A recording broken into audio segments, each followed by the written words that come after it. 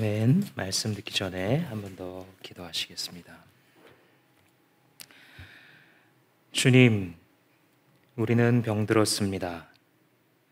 오직 주님의 말씀만이 우리를 살리오니, 이 시간도 주께서 예레미야 선지자를 통하여서 기록해 하셨던 그 말씀이 살았고 운동력 있어 우리의 심령과 골수를 찔러 쪼개어 생명된 길로 다시 궤도를 찾아 나아가는 우리 한 사람 한 사람 될 수 있도록 축복하여 주시옵소서. 예수님 이름으로 기도합니다. 아멘. 아이들 기르다 보면 참 답답할 때 중에 하나가 아픈데 약 안 먹으려고 도망 다닐 때입니다.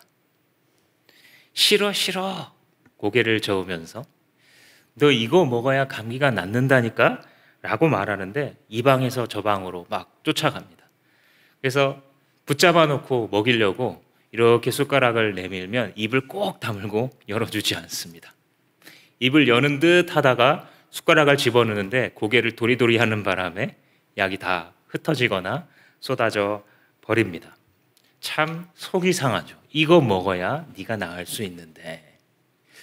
아이들은 어린아이들은 그 원리, 지금 이 쓴 약을 먹어야 병이 나을 수 있다라는 원리를 아직 이해하지 못하기 때문에 그런 행동을 하고 있는 것이죠.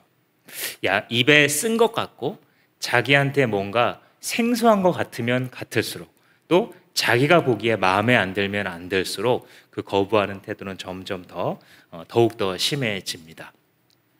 우리의 영혼은 하나님의 말씀을 먹어서 낳습니다. 우리의 영혼을 치유하는 것은 사람들의 위로나 환경의 변화가 아니라 살아계신 생명의 근원이시고 시작이시며 유지자이시고 치유자이시고 완성자가 되시는 하나님의 입으로 나오는 말씀으로 사람이 살 것이다 라고 이야기하기 때문입니다. 그렇게 만약 우리가 싫다라고 하면서 고개를 도리도리하고 이리저리 거부하면서 도망 다닌다면, 이리저리 핑계를 대며 그 말씀 먹기를 거절한다면 그것은 자기 손해입니다. 오늘 본문에는 자기가 먹어야 할 하나님의 말씀을 자기 손으로 집어던지는 어리석은 한 사람이 등장하고 있습니다. 이런 병든 자신을 살릴 수 있는 바로 그 말씀을 어떻게든 외면하고 도망다니는 우리 모든 인간 군상들의 모습이 바로 이 사람 여호야김의 선택 속에 들어가 있죠. 여호야김은 우리가 지금 몇 주째 복습하고 있는 것처럼 요시야의 4명의 아들 중 둘째 아들입니다. 특이하게도 요시야가 전사한 다음에 넷째 아들 여호아하스가 제일 먼저 왕위에 올랐고, 이집트 왕이 그를 폐위시킨 다음에 세운 왕이 바로 이 여호야김 둘째 아들 왕입니다. 그의 뒤로는 그가 11년을 통치한 다음에 그의 아들인 여호야긴이 짧게 몇 개월만 통치하고, 그 다음 그의 동생인 셋째 아들 시드기야가 역시 11년 정도를 통치한 다음에 이제 막을 내리게 되는 이 마지막 역사에 있는 그런 왕이죠. 유다 나라가 멸망을 향해 갈 때 11년 정도를 다스리는 왕인데, 그가 통치한 지 4년 정도에 하나님의 말씀이 예레미야에게 임하기를, 예레미야야 너 두루마리 구해와라 라고 말합니다. 왜냐하면 당시에는 오늘날 우리가 사용하고 있는 것처럼 이런 종이가 발명된 때가 아닙니다. 종이와 잉크 이런 것들의 역사를 살펴보시면 우리가 현재 사용하고 있는 것은 매우 나중에 생겨난 것들이고, 이때 당시에도 기록 수단이 있기는 있었지만 당시에는 이 식물들을 가지고 만드는 시대였습니다. 파피루스라고 하는 지중해 연안에서 나는 대표적으로 이집트죠. 거기서 나타나는 그러한 이 종이를 갖고 만들게 했습니다. 예레미야서 36장 2절을 한번 보시면 하나님의 말씀이 이렇게 돼 있죠. 너는 두루마리를 구해다가 내가 너에게 말한 날로부터 곧 요시야의 시대부터 이날까지, 그러니까 이 시간, 이 프레임이 시간 범위가 언제부터냐면 요시아의 시대부터 이날까지, 그러면 예레미야, 우리가 현재 갖고 있는 성경으로서는 예레미야 1장에서부터 이 시점까지니까 30장 이전, 아마도 한 25장까지를 하나님께서 기록하게 하신 것으로 볼 수 있습니다. 그래서 그때부터 오늘까지 내가 이스라엘과 유다와 세계 만민을 두고 너한테 말했었던 모든 말을 두루마리에 기록해라. 여기서 첫 번째로 알 수 있는 것은 뭐냐면 그 분량이 보통이 아닐 텐데, 녹음기가 있었거나 스마트폰이 있었던 시대가 아닌데 네가 지금까지 내가 주어서 했던 모든 예언들을 기록해라 라고 하신 말씀에서 우리는 한 가지 알 수 있는 사실이 있습니다. 이 기록자가, 성경을 기록한 수십 명의 이 저자들이 있지 않습니까?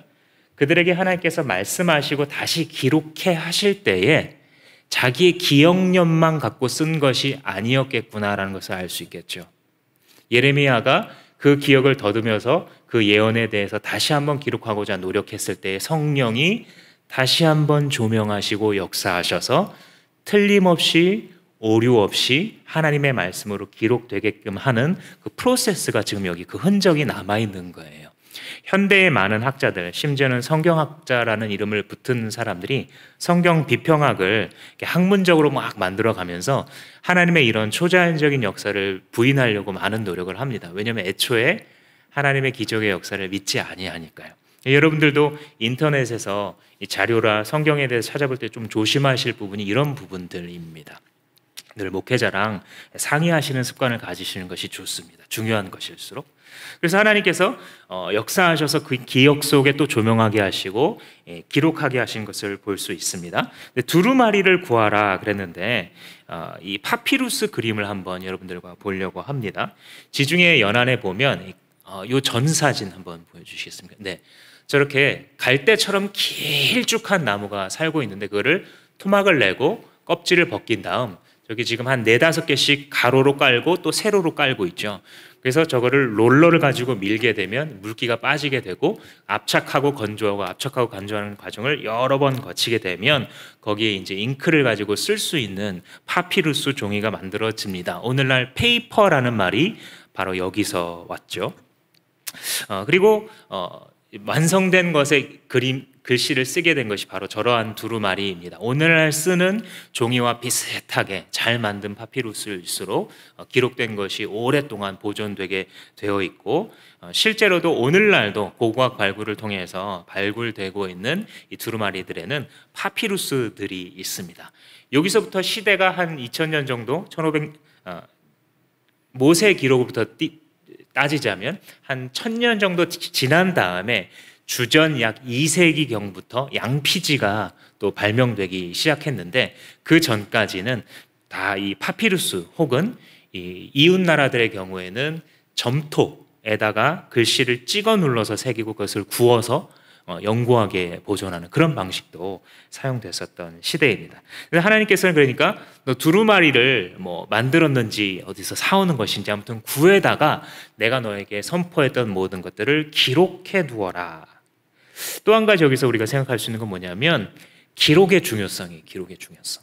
하나님의 말씀을 기록되게 하는 데 있어서 하나님께서 의도를 가지고 역사해 오신 것을 알 수 있습니다.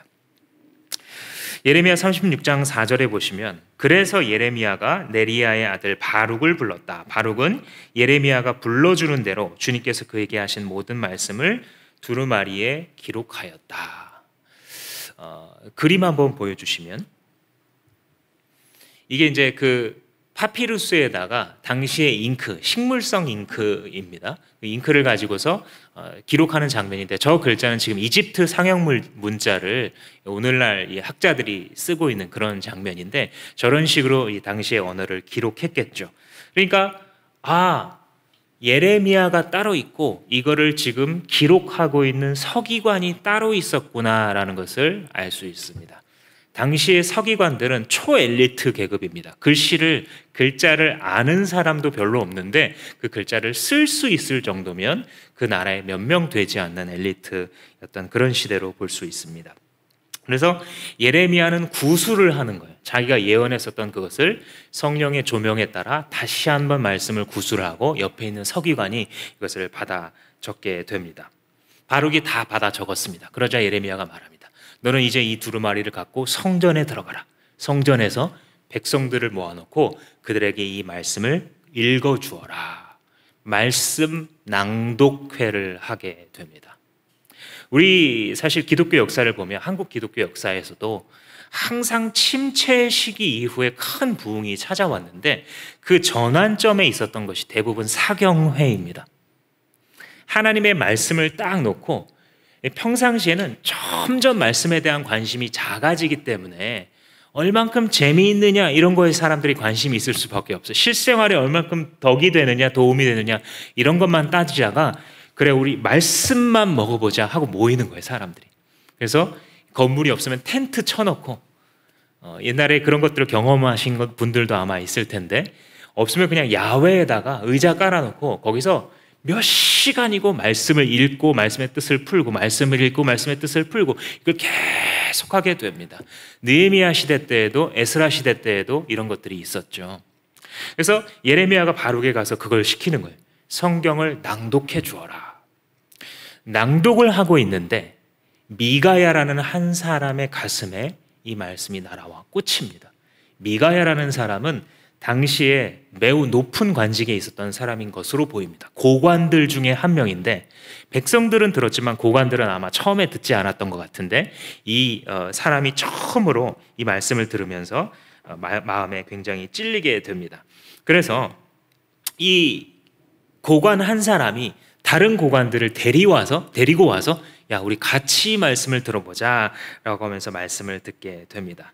근데 또 하필 이 시기가 어떤 시기였냐면 여호야김 왕이 그렇게 지지리도 하나님의 말씀에 관심이 없던 여호야김 왕이 우리 금식합시다 하고 선포한 시기와 이게 맞물립니다. 그래서 한편으로는 하나님께서 예레미야에게 말씀을 기록해서 낭독하게 하셨고 또 한편으로는 자기 혼자 이 여호야김 왕이 금식을 선포했어요. 왜? 나라가 망할 것 같으니까. 자기가 의지했던 이집트가 점점 쇠퇴하고 저 동쪽에 있는 느부갓네살 왕이 이 바빌로니아가 계속해서 강대국이 되어가니까 이러다가 큰일 나겠구나 싶어서 금식을 선포하게 됩니다. 이건 믿음이 아니라 요행을 바라는 거예요. 여호와라는 신의 이름을 부르면 혹시 얻어 걸려서 우리가 이 위기를 지나갈 수도 있어. 이런 믿음의 태도를 갖고 있는 사람들이 있죠. 평상시에는 하나님에 대해서 별로 관심이 없다가 위기가 찾아오게 되면 하나님의 이름을 잠시 부르지만 딱히 그것이 믿음인 것은 아닌 누가 되었건 하나님이 되었건 사람이 되었건 환경이 되었건 꽝 잡는 게 매라고 뭐가 됐든 먼저 얻어 걸리라는 식으로 나와 신앙생활하는 사실 우리 모두가 이런 간삼을 가지고 있죠. 그러나 시간이 흘러가면서 하나님이 누구신지에 대해서 경험하게 되면 이런 태도를 회개해야 합니다. 하나님, 내가 그럴 때만 주님 앞에 무릎 꿇는 사람이 아니라 항상 주님의 말씀을 의지하는 자가 되고 싶습니다. 이렇게 하나님 앞에 고백해 보시기 바랍니다. 그래서 이 여호야김 왕이 예루살렘에 있었던 사람들과 예루살렘을 출입하는 모든 사람들에게 금식을 선포하고 있을 때에 한편에서는 또 낭독회가 벌어지고 있는 거예요. 그래서 미가야라는 사람이 딱 들어보니까 이 내용이 깜짝 놀랄 만한 내용인 겁니다. 우리가 예레미야 앞부분에서 알 수 있는 것처럼 너희 나라가 지금 멸망하게 될 것이다. 너희가 회개하지 않으면 하나님께 범죄한 이것을 모두 처벌받게 될 것이다. 그리고 너희 나라는 바빌론에 의해서 침략을 받게 될 것인데 거부하거나 이집트와 결탁해서 이걸 이겨보려고 하지 말아라. 느부갓네살의 지배를 받아들여라. 이런 내용이었어요. 그러니까 이 미가야라는 사람이 들으면서 너무 내용이 충격적이고 그러나 한편으로 듣기에는 이것이 하나님의 말씀이 아닌가라고 하는 확신이 찾아왔기 때문에 다른 사람들까지 같이 불러와서 들었던 거죠. 같이 들었던 고관들도 듣고 나서 똑같은 반응을 보여줍니다. 깜짝 놀라서 이것은 우리가 왕에게 알려야 됩니다 라고 하는 결론에 이르게 되죠. 그리고 왕에게 나아가서 왕이시여 이 말씀 예레미야가 쓴 이 두루마리를 꼭 읽어보셔야 됩니다 라고 왕에게 가서 전하고 나서 왕이 그래? 그렇다면 어디 한번 가져와 봐 하는 장면이 바로 오늘 본문입니다. 시작하면서 여후디라고 하는 아마 왕의 서기관이었던 것 같아요. 그로 하여금 그 예레미야의 두루마리를 가져와서 자기 앞에서 읽게 합니다. 때는 마침 추운 겨울이었는지 그 왕이 머물고 있던 이 방에 난로가 하나 있었나 봐요. 그런데 이 왕이 말씀을 아무 소리 안 하고 잘 듣는 듯 하다가 한 오늘날로 치자면 여기 이제 서너 칸이라고 본문에 표현이 되어 있는데 오늘날로 말하자면 아마 예레미야 36장 한 장 요 정도 되는 분량이 아니었는가 생각해 볼 수 있습니다. 한 장 정도를 읽을 때마다 여우디한테 서기관이 종이 자를 때 쓰는 그 칼을 달라고 하더니 쭉 자르면 여기 다 읽었어? 쭉 자르더니 난로에 집어 던집니다. 난로의 불에 의해서 방금 읽었던 부분이 흔적도 없이 불타버립니다. 또 왕은 아무 말 안 하고 가만히 있습니다. 왠지 공포스럽지만 이 여우디는 왕의 시퍼런 서술 앞에서 아무 소리 못하고 또 그 다음 장을 읽어갑니다. 그 다음 장을 한참 읽고 있으니까 칼을 줘보라 그러더니 또 그 장을 잘라서 또 난로에 집어 던집니다. 아마도 적어도 수십 번을 왕은 이 말씀을 듣는 내내 그렇게 하고 있었고 오늘 말씀에 따르자면 말씀을 다 읽을 때까지 한 장씩 한 장씩 찢어서 난로에 계속 태웠고 결국 두루마리 전체를 다 태워버렸다라고 이야기하고 있습니다. 여러분 이게 어떤 모습입니까? 하나님의 말씀을 외면하고 싶은 인간의 죄악된 마음입니다. 인간의 죄악된 마음은요 하나님의 말씀을 달가워하지 않습니다. 주님의 말씀이 재밌지 않습니다. 주님의 말씀은 내 삶과 상관없고 내가 좀 잊고 살아도 상관없어 보이며 누군가 내 코앞에 그 말씀을 들이민다 할지라도 거부하고 싶은 것, 그것이 타락한 인간들의 모습인 것입니다. 물론 이렇게 행동하고 있는 여호야김이나 혹은 우리들에게 이유가 없어서 그러는 것은 아닙니다. 너무 기분 나쁜 말씀인 거예요. 지금 자기는 금식을 선포하고 어떻게든 그래도 나 좀 도와달라고 하나님 살아계시다면 나 좀 도와줘 보라고 그렇게 하고 있는데 나라가 멸망한다느니 너희들은 자손들이 다 잡혀갈 것이라느니 너네는 이집트에 의지하지 말고 바벨론 왕에게 항복하고 투항하라느니 전혀 자기의 세계관을 가지고서는 받아들일 수도 없는 말을 계속하고 있으니까 기분 나쁜 그가 할 수 있는 영적 어린아이 같은 반항이 바로 그것들인 것입니다. 한 사람이 말씀을 거부하면서 살아가게 되면 반드시 병에 걸리게 되는데 그 병에 걸린 증상은 다음과 같습니다. 첫 번째는 반응하지 않습니다. 24절 말씀 보시면 그런데 왕과 그의 신하들 모두가 이 말씀을 다 듣고 나서도 두려워하거나 슬퍼하면서 자기 옷을 찢지 않았다. 옷을 찢는다는 것은 무엇이냐면 진심으로 하나님의 말씀을 받아들여 회개합니다라고 하는 이 상징적인 행동이에요.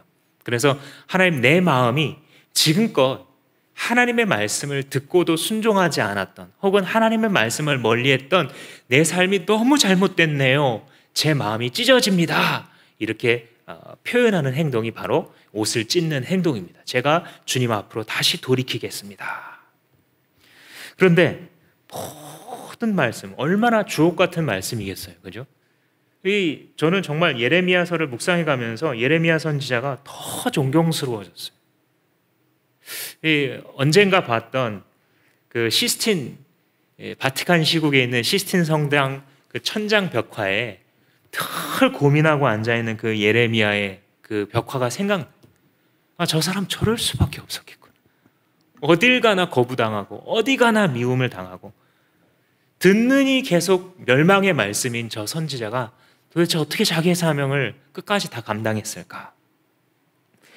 그런 위대했던 예레미야가 자기 곁에 있음에도 불구하고 그 예레미야에게 하는 말씀을 전부 다 거절하는 것입니다.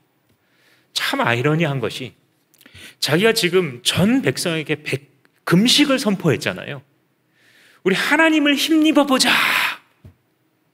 그러니까 형식은 있는 거예요. 신앙에 어떤 겉모습은 있는 거예요. 지금 여호야김 최소한 이 순간에는 하나님을 의지하겠습니다 라고 하는 공식적인 태도는 있는 거예요. 그러나 실상 그 마음은 그를 살릴 수 있는 유일한 약이 지금 자기의 귀에 들려지고 있음에도 불구하고 그것을 내쳐버리는, 이것이 그의 신앙의 실제였던 것이죠. 병이 들게 되면 말씀을 듣고 있는데도 불구하고 저 말씀이 하나님의 말씀이다라는 것을 알겠는데도 불구하고 받아들여지지 않을 때 병이 있구나 깨달아야 합니다. 두 번째의 증상은 주변의 올바른 충고가 들리지 않습니다. 25절 말씀 보시면 엘라단과 들라야와 그마랴가 왕에게 그 두루마리를 태우지 말도록 간청까지 했지만 왕은 그 말을 듣지 않았다. 이 사람들이 아마 아까 말한 그 미가야와 같이 하나님의 말씀을 듣고 약간 각성하기 시작한 그런 고위직 관리 같아요. 그래서 이 고위 관리들이니까 왕 가까이에 서 있잖아요. 그러니까 말리는 거예요. 왕이시오, 이것만은 그렇게 하시면 안 됩니다.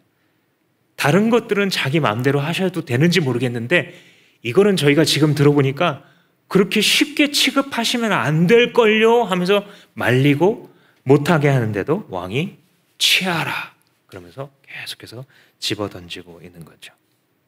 영적으로 병이 들면요, 자기를 정말 바르게 인도해 줄 수 있는 멘토의 말이 들리지 않아요. 영적 리더의 말이 고깝게 들립니다. 자기를 정말 사랑하는 사람의 기도도 기도도 하지 마세요. 내가 알아서 할 거예요. 왜요? 병들어서. 세 번째 증상은 결국 자신을 살릴 말씀을 거부하는 거예요. 이것을 다 듣고 나서 뭐라 그러냐? 잡아오라는 거예요. 이거 쓴 놈들, 이거 기록한 서기관 잡아오라는 거예요. 인간의 마음은 자신을 살릴 하나님의 그 말씀을 바로 던져버리고 멀리하고 없애버려야 할 무엇으로 인식하는 거예요. 이게 아이러니함입니다. 여러분 혹시 지금 오늘 말씀을 들으시고 이 예레미야 36장을 묵상하실 때에 어떤 내게 하나님께서 늘 들려주셨던 말씀이 생각날 거예요. 이미 나에게 가르쳐 주셨던, 그러나 내가 먹지 않고 있었던 말씀이 있을 겁니다. 어쩌면 그 말씀이 내가 하나님 앞에 버팅기고 있는 말씀일 수도 있어요. 왜냐? 당장 받아들이기에는 좀 기분이 나빠요. 이 말씀. 자기의 자존심 때문이기도 하고요. 때로는 내가 잘못했나? 어떤 분통 터지는 것 때문일 수도 있어요. 그런데 그 말씀이 하나님의 말씀인 걸 알아요. 그런데도 불구하고 왠지 모를 어떤 고집 때문에 끝까지 먹기를 거부하고 도리도리하고 입술 꼭 깨물고 있는, 이것은 병든 사람의 증상입니다. 사랑하는 자요, 당신이 거절하고 있는 그 말씀만이 당신을 살릴 수 있는 하나님의 생명된 말씀인 것을 기억하십시오. 하나님의 말씀이 지금 우리 앞에서 불타 사라지고 있는 중입니다. 여호야김은 그 왕의 권세를 가지고서 하나님의 생명된 말씀조차 난로에 집어넣어 땔감으로 사용하고 있습니다. 두 번째 여러분들과 나누고 싶은 것은, 첫 번째는 하나님의 말씀이 지금 불타버렸어요. 그죠? 두 번째 여러분들과 나누고 싶은 것은 불태운다고 불태워지지 않아요. 형상으로 보건대 이 말씀은 지금 불타버리고 있어요. 그러나 영적 의미로 보자면 그 말씀은 절대 불타지 않습니다. 누군가가 없애려고 해도 절대 없어지지 않습니다. 28절 말씀해 보시면 주님께서 예레미야에게 네가 다시 다른 두루마리를 또 구해다가 여호야김이 태워버렸던 그 내용을 다시 한번 기록해라 라고 주님 명령하시죠. 이게 뭐예요? 말씀의 원저자는 예레미야가 아니에요. 이게 지금 예레미야의 글이 아닌 거예요. 그 원본 그대로 누구의 머릿속에? 하나님의 머릿속에 그대로 있기 때문에 아무리 불태우고 아무리 없애버린다 할지라도 그 말씀은 다시 살아서 온 하늘을 울리고 땅을 울리며 다시 기록되고 선포되고야 마는 것입니다. 말씀은 태운다고 태워지는 것이 아닌 것이며 내가 외면한다고 해서 사라지는 것이 아닙니다. 오히려 반대로 말씀이 증언하는 하나님은 여전히 우리 앞에 살아계시며 그 말씀이 증언하는 하나님의 영원한 세계는 절대 불타지 않고 여기 그대로 서 있습니다. 그렇기에 여호야김이 태웠던 것은 말씀이 아니라 자신의 양심이었던 것입니다. 하나님의 말씀 앞에 반응할 수 있었던 자기가 가진 유일한 은혜를 받는 수단인 말씀 앞에 통해 자복할 수 있는 그의 양심을 그는 태워버렸다는 것이죠. 26절 말씀의 끝부분에 보면 이렇게 얘기하죠. 서기관 바룩과 예언자 예레미야를 체포하라고 명령하였다. 한번 생각해 보십시오. 지금 자기가 태워버린, 자기가 그렇게도 외면하고 싶은 이 글이 바룩의 글입니까? 그 말씀이 예레미야의 말씀입니까? 우리가 그렇게도 외면하고 싶은 그 말씀이 정진명 목사의 머리에서 나온 말입니까? 큐티 저자가 쓴 자기 머릿속에서 나온 그런 글입니까?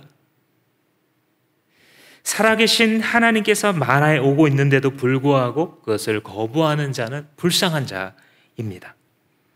말씀 전하는 자를 피해버린다고 해서 피할 수 있는 존재가 아니에요. 하나님은 내가 잠시 그를 외면하고 그를 미워한다고 해서 사라져버릴 수 있는 그런 문제가 아닙니다. 말씀이 지시하는 하나님과 그의 영원한 사라지지 않는 나라는 여기 그대로 있는 것입니다.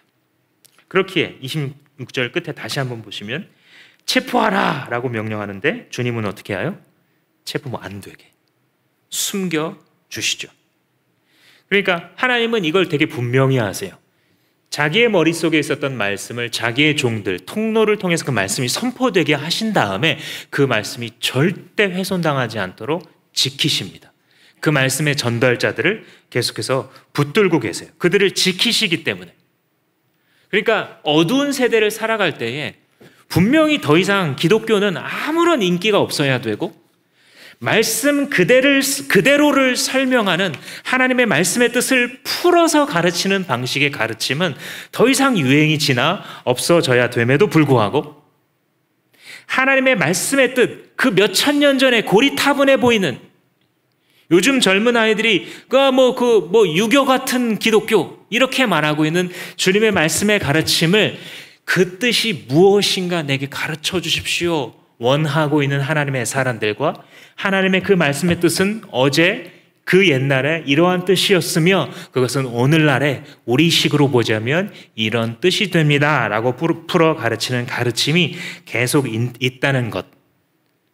그러한 사모하는 성도와 그런 사모하는 설교자들의 존재 자체가 바로 하나님이 어떤 분이신지에 대해서 보여주는 것입니다. 예레미야와 바룩을 숨기셔서 자기의 말씀 그대로가 전달되기를 원하시는 하나님.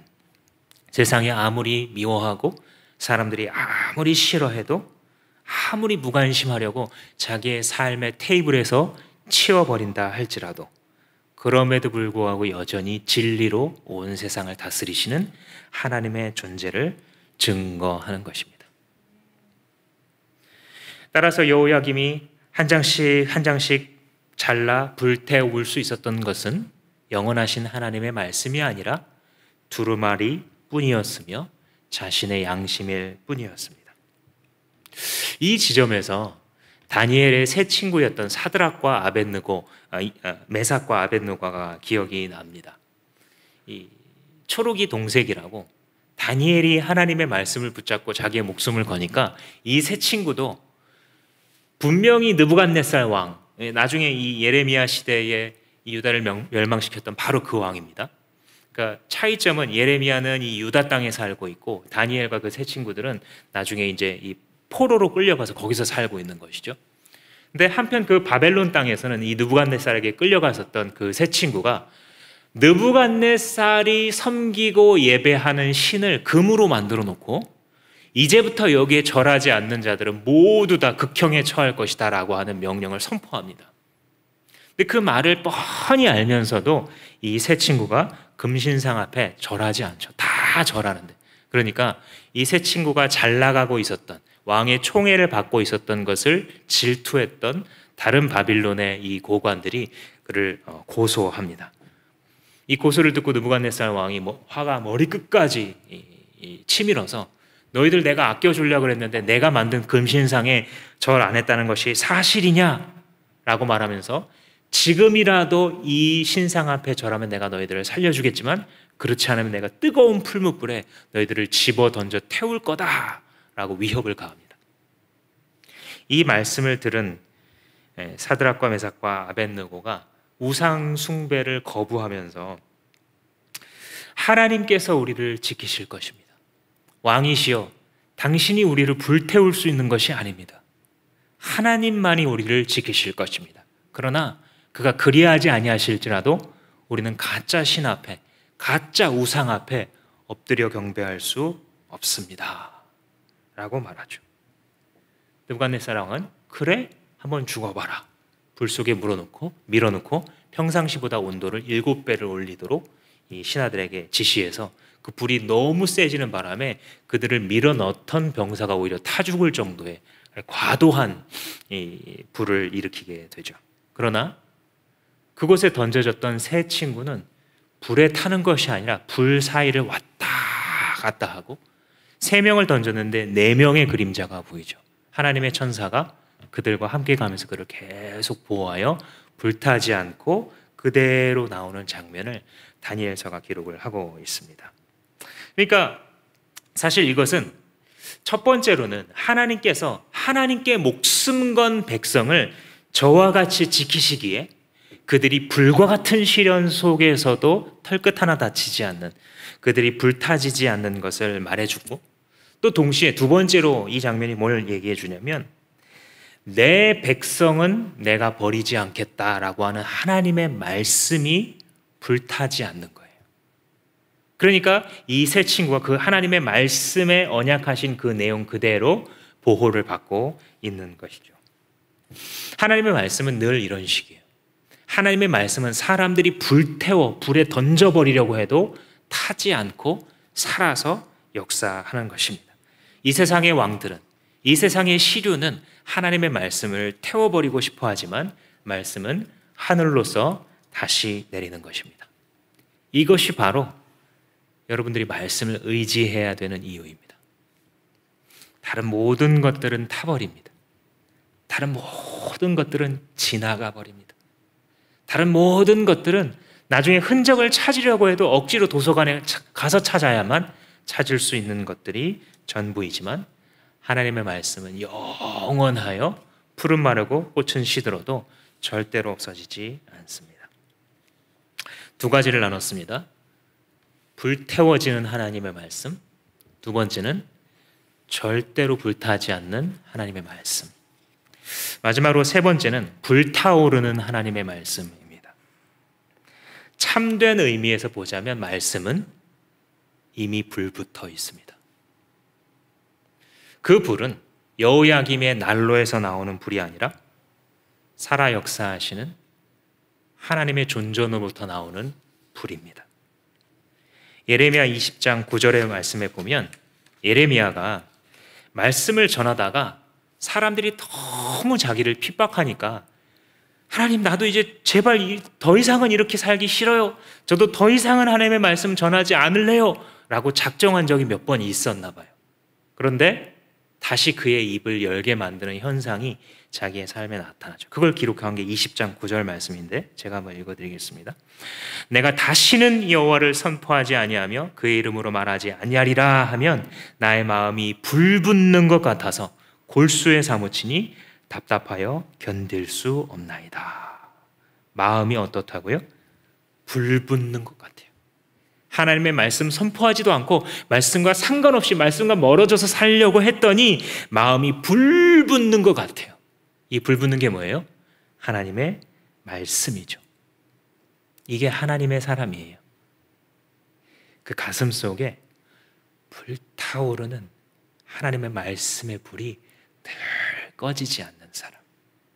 마치 구약시대의 상징이었던 그 제사제도에서 하나님 앞에 피워드리는 아침과 저녁의 향불이 꺼지지 않도록 주님께서 명령하셨던 것처럼 하나님의 사람에게는 생명 되신 주님의 말씀의 등불이 하루 이틀을 지나도 꺼지지 않고 계속해서 매일 아침 매일 저녁 새로 타오르게 되는 것입니다. 아모스 선지자는 뭐라고 얘기했냐면 사자가 부르짖는데 누가 두려워하지 않겠느냐, 여호와께서 말씀하시는데 누가 예언을 선포하지 않겠느냐, 이런 말을 해요. 똑같은 심정이에요. 예레미야와 하나님의 말씀이 이미 불붙어 있어서 자기의 가슴 속에 담겨져 있고 이것을 입국 다물고 있으려고 하면 사자가 으르렁대면서 자기를 위협하는 것 같아서 도저히 입을 열지 않을 수가 없다. 하나님의 말씀을 전하지 않을 수가 없다라고 말했던 것이죠. 그러니까 하나님의 사람들은 하나님의 말씀이 원하는 그대로에 순종하지 않으면 견딜 수 없는 거예요. 이 말씀이 나로 하여금 백성에게 가서 말씀을 전하라고 하면 전해야 되고, 그 말씀이 나로 하여금 저기 가서 음란한 아내 고매를 취해서 하나님이 얼마나 음란한 아내와 같은 하나님의 백성들을 끝없이 용서하시고 또 용서하고 계시는지를 보여주라고 하면 그렇게 해야 되고, 하나님의 말씀이 나로 하여금 금식하게 하면 금식하게 만드는, 그것이 바로 주님의 사람들입니다. 이 말씀을 묵상할 때 여러분들은 어떤 생각이 드십니까? 여호야김의 두루마기를 하나씩 찢어서 불에 던지는 이 장면을 보면서 무엇과 오버랩이 되십니까? 우리는 어쩌면 말씀을 가지고서 우리가 성경을 읽다가 뭐 한 장씩 찢어서 버리시는 분은 아마 없으시겠죠, 그죠? 그러나 말씀을 외면하고 있는 나의 마음이 어쩌면 나의 삶의 한 장 한 장을 찢어서 아무 의미 없는 곳으로 던지고 있는 중은 아닌지요. 우리가 이런 말씀에 부딪힐 때에 우리는 주님 앞에 외칠 수밖에 없습니다. 주님, 나는 죄인입니다. 주님, 나는 죄인입니다. 주님의 말씀을 던지고 살아가고 있는, 주님의 이름으로 일컬음 받았음에도 여호야김보다 조금도 낫지 않은 죄인입니다. 주님, 내게 생명의 말씀으로 먹여주소서. 오직 주의 말씀으로 먹여주소서. 그러면 내가 살겠나이다. 이것이 병에서 고침을 받는 하나님의 백성의 마음속에 일어나는 고백입니다. 신약으로 넘어와 요한복음에 보면 예수님을 말씀으로 묘사하고 있죠. 요한복음 1장 1절에서부터 태초에 말씀이 계셨고 그것이 바로 하나님 자신이신 예수 그리스도에 대해서 얘기한다. 그러면서 1장 14절의 말씀에 보면 말씀이 육신이 되어 우리 가운데 거하심에 우리가 보매 하나님의 독생자의 영광이고 은혜와 진리가 충만하더라. 그러니까 예수님 자신을 말씀으로 묘사했다는 것은 무엇이냐면 말씀의 근원 되신다는 거예요. 모든 말씀의 근원 되시는 분이 바로 예수 그리스도시고, 우리 타락할 하나님을 떠났던 인간들을 향한 하나님의 모든 메시지의 총화, 그것이 바로 육신으로 내려오신 예수 그리스도.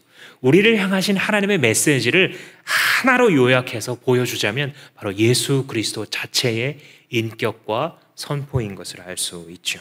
그러므로 예수 그리스도는 우리를 향하신 하나님의 종국적인 종말론적인 말씀이며 모든 말씀의 중심은 바로 예수 그리스도가 되는 것입니다. 그래서 여러분, 예수님을 모신 사람들에게 있어서는 이 불타오르는 말씀, 아모스 선지자와 예레미야 선지자에게 불탔고 주 예수 그리스도 말씀의 총화이신 주 예수를 만났던 제자들 마음속에 성령의 불로 타올랐었던 것처럼 오늘날도 똑같이 2021년을 살아가는 성도들에게도 그 마음속에 타오르고 있는 것입니다. 이것이 예수님을 주인으로 회복되었을 때에 여러분들이 회복하여서 주인으로 모셨을 때 시작된 일이에요. 그러므로 이 불이 소멸되거나 사그러들었다면 다시 그 일을 시작하는 거예요. 무엇이요? 주인 취급하는 것이에요. 왕 되신 예수를 다시 왕 취급하는 거예요. 그때 다시 생명의 역사, 말씀의 역사가 회복되고 시작되는 것입니다. 히브리서 기자가 이야기했죠. 하나님의 말씀은 살았고 운동력이 있어 심령과 골수를 찔러 쪼개기까지 한다. 사람의 마음과 생각을 감찰하시기까지 한다. 라고 하셨던 그 말씀이 언제? 예수를 다시 왕으로 취급하고 주여 내게 말씀하소서 내가 듣겠습니다. 내가 오늘 주님의 말씀에 순종 이렇게 하겠습니다. 이런 마음으로 주님을 복종하는 마음으로 말씀을 묵상할 때에 그 말씀이 내게 다시 회복되고 역사합니다. 또 한편으로는 그 말씀이 내 삶 바깥으로도 역사하게 됩니다. 내 안에 불타오르는 말씀이 쟁여지게 되면 이 불길은 번지게 되는 그런 원리죠. 고린도전서 9장 16절 말씀해 보시면 제가 한번 읽어드리겠습니다. 내가 복음을 전할지라도 자랑할 것이 없음은 내가 부득불할 일임이라. 만일 복음을 전하지 아니하면 내게 화가 있을 것이로다. 예레미야와 똑같죠. 내가 하나님의 말씀을 전하지 않으면 내 중심이 불붙는 것 같아서 견딜 수 없었던 예레미야와 내게 주신 이 은혜의 복음, 죄인 괴수 가장 나쁜 놈인 나를 구원해 주신 예수 십자가의 은혜와 그 부활의 능력과 예수 그리스도께서 지시하시는 영원하신 임박한 하나님의 나라에 대한 복음을 내가 주변 사람에게 전하지 않고 살아간다면 내게 화가 있을 것이다.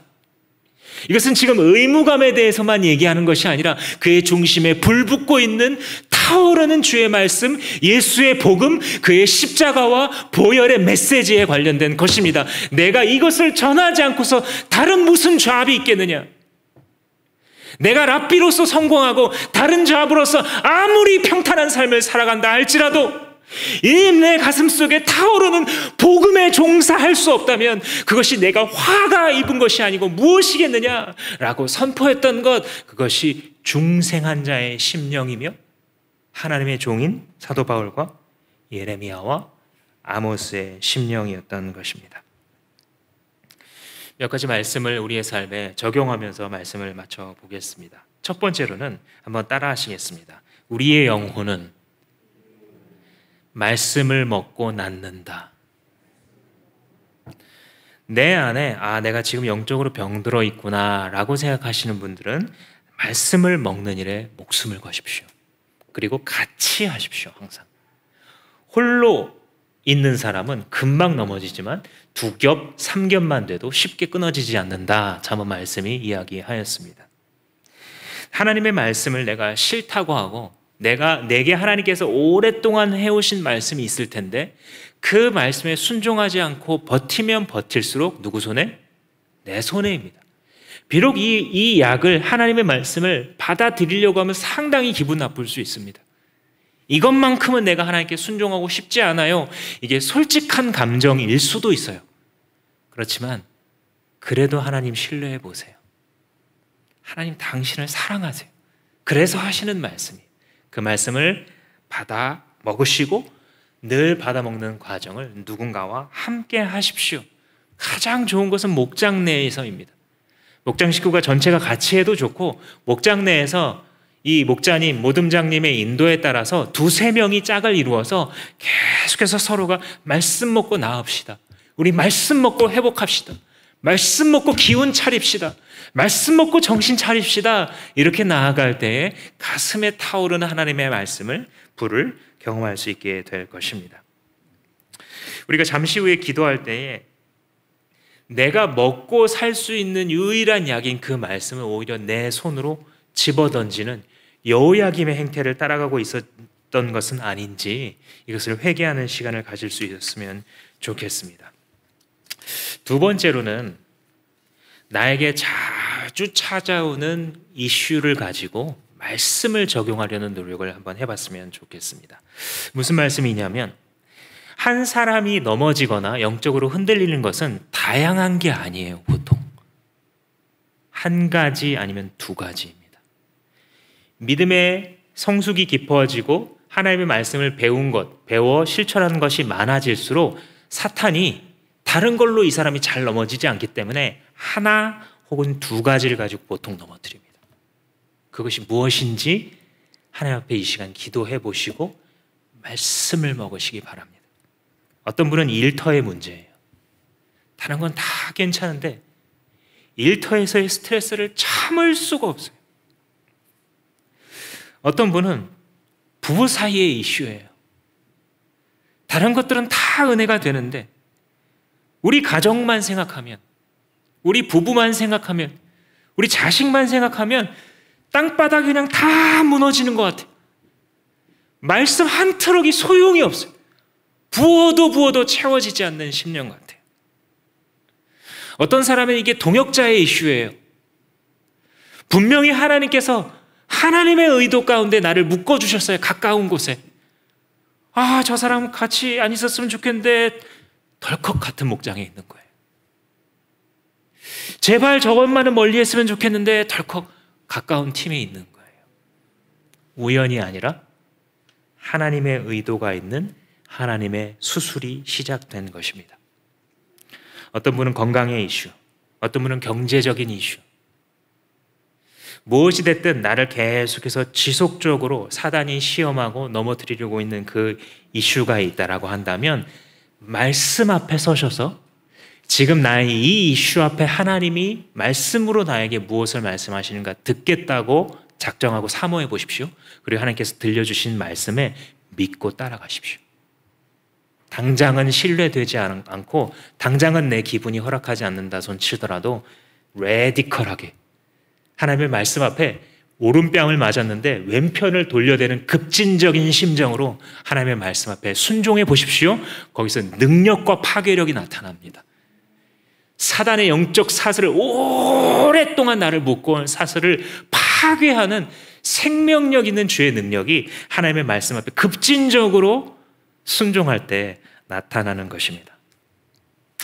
마지막으로 여러분, 타오르는 말씀의 불을 소멸하지 마십시오.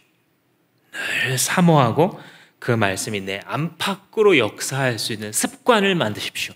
영성은 한순간의 감정적 결정이 아니라 습관 쌓기인 것을 잊지 마십시오. 습관은 한두 순간의 폭발력 있는 감정보다 훨씬 강한 것이 습관입니다. 자기 리더십이 지혜롭게 있는 사람은 어떻게 자기에게 좋은 습관을 마련해 갈 수 있는지를, 그것이 얼마나 중요하고도 어려운 일인지에 대해서 잘 알고 있어서 쉽게 좋은 습관을, 그 형식을 버리려고 하지 않고 유지하고 지켜가고 만들어가려고 합니다. 당신의 삶 속에서 하나님의 말씀이 타오르는 불로서 내가 그 말씀을 사모할 수밖에 없는 형식으로 습관 자체를 만들어 가시고, 가정이 있으신 분들은 가족 전체가 어떻게 습관을 따라 하나님의 말씀을 사모할 수 있을 것인지 룰을 만들어 함께 동의를 하시고 합의하시고 시행해 가십시오. 그럴 때 하나님의 말씀이 당신의 가정을, 당신의 인생을 붙드시리라 믿습니다. 함께 기도하시겠습니다. 이 시간 기도할 때에 방금 우리가 적용했던 세 가지 중에 하나를 좀 기억하고 기도하셨으면 좋겠습니다. 만약 내가 오랫동안 하나님의 말씀을 들어도 은혜를 받지 못했다면 어쩌면 다른 사람의 잘못이 아니라 내가 병들었구나 라는 것의 표시일 수 있습니다. 주님, 내가 다른 것 잊어도 사람의 영혼은 말씀 먹고 낫는다는 사실만큼 내가 받아들이겠습니다. 내 입을 벌릴 테니 주여 먹여주십시오.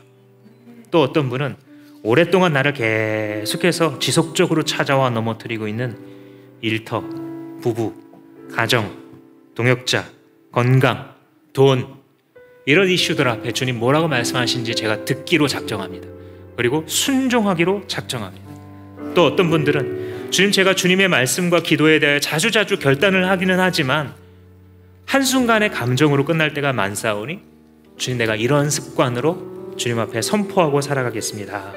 주님 주시는 마음대로 함께 기도하시겠습니다.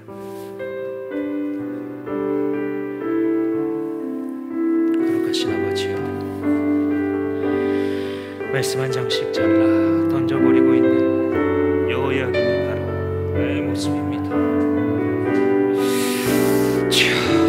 이 죄된 습관을 버리지 못하고 악한 생각을 버리지 못하고 살아가는 우리를 불쌍히 여겨 주십시오. 죄 짓고 게으르게 살아가는 우리의 모습을 용서해 주십시오. 성령을 따라 살기를 원하고 주의 말씀을 따라 그것들을 불태워가기를 소원합니다. 주여, 주 앞에 거룩한 자세. 하나님, 내가 영적 청년으로 주 앞에 살아가기를 원하나이다. 주여, 나이가 들어도 꺼지지 않는 하나님을 향한 등불로, 주님 향한 향기로운 불로 늘 올려드리며 살아갈 수 있기를. 주여, 연약하여 넘어지오니 붙드시고 육신이 연약하여 할 수 없는 그것조차 주의 성령의 역사를 따라, 생명의 성령의 법의 역사를 따라 이루어지는 놀라운 일이 있게 하여 주시옵소서. 하나님, 우리 성도들 가운데 하나님, 동역자의 이슈로, 부부의 이슈로, 가족의 이슈로, 돈과 일터와 경제적인 이슈로 어려움 당하고 있는 아버지, 찾아가 주셔서 말씀에 따라 결단하게 하시고 주님의 말씀을 받아들이며 살아갈 수 있는 자들 되게 하여 주시옵소서. 주님,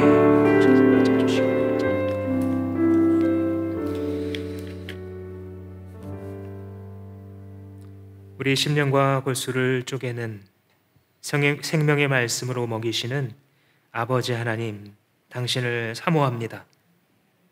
주님, 어찌 보면 말씀을 한 장씩 잘라 던지는 여호야김의 모습이 우리의 모습이 아닙니까?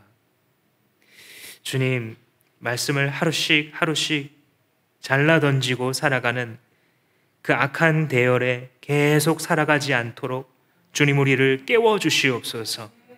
오히려 하나님, 내 안에 있는 죄된 생각과 습관들을 성령에 따라 하나씩 불태울 수 있는 자가 되기를 원하나이다.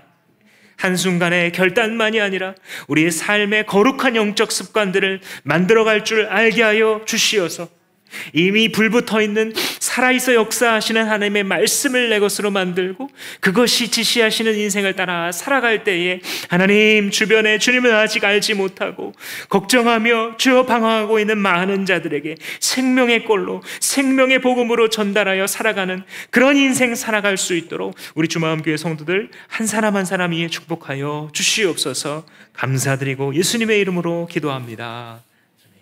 아멘.